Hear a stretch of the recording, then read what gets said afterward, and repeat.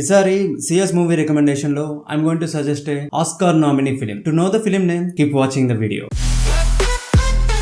ఎప్పుడు పెద్ద పెద్ద అచీవ్మెంట్స్, బిగ్ సక్సెస్ స్టోరీస్, ఏదో సాధించటం ఇదేనా జీవితం? ఒక సింపుల్ లైఫ్ లో love, loss, happiness, emptiness, pain, fear ఇలాంటి ఫీలింగ్స్ ని అనుభవిస్తూ ఎప్పుడు ఏదో వెతుక్కుంటూ బ్రతికే ఒక సగటు మనిషి జీవితం కూడా ఒక కథే కదా. ఆ కథ కూడా ఇంపార్టెంటే కదా. అలాంటి కథలే కదా మన అందరి జీవితాలు. We are just common people, common problems and common emotions. మరి అలాంటి సినిమాలు ఎన్ని చూసుంటారు? ఇది అలాంటి సినిమా. అమెరికన్ వెస్ట్ రీజన్ లో ఇండస్ట్రియలైజేషన్ పీరియడ్ లో ఒక కామన్ వుడ్ కట్టర్ కథ ఈ సినిమా. స్టోరీ సెటప్ అంతా అమెరికన్ అయినా ఆ ఎమోషన్స్ మాత్రం యూనివర్సల్ అనిపిస్తాయి. Mostly loss, pain, grief, love ఇలాంటి ఎమోషన్స్ ని ఒక కామన్ మ్యాన్ ఎలా క్యారీ చేస్తాడు, ఎలా హ్యాండిల్ చేస్తాడు అనేదే ఈ సినిమా. ఎక్సలెంట్ విజువల్స్ తో ఒక ట్రాన్స్ లోకి తీసుకెళ్లిపోయేలాంటి మంచి ఎమోషనల్ జర్నీ లాంటి ఫిలిం ఇది. మనలో ఉన్న ట్రాప్డ్ ఎమోషన్స్ ని, ఫీలింగ్స్ ని, క్వశ్చన్స్ ని ఒక హెల్తీ వేలో ఫీల్ అయ్యేలాగా ఒక స్పేస్ క్రియేట్ చేస్తుంది ఈ సినిమా చూస్తున్నంతసేపు మనకి మనసులో. అండ్ మూవీ మిడ్ పాయింట్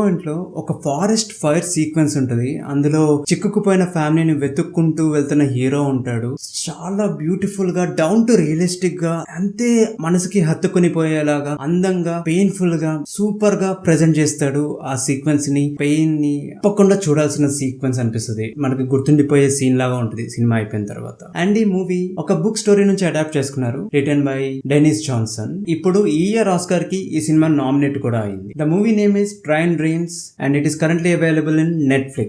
ఇప్పటి వరకు చూసుండకపోతే ఇప్పుడు తప్పకుండా చూడండి. Until the next video, keep watching CS Talk Cinema. Tata bye bye, see you.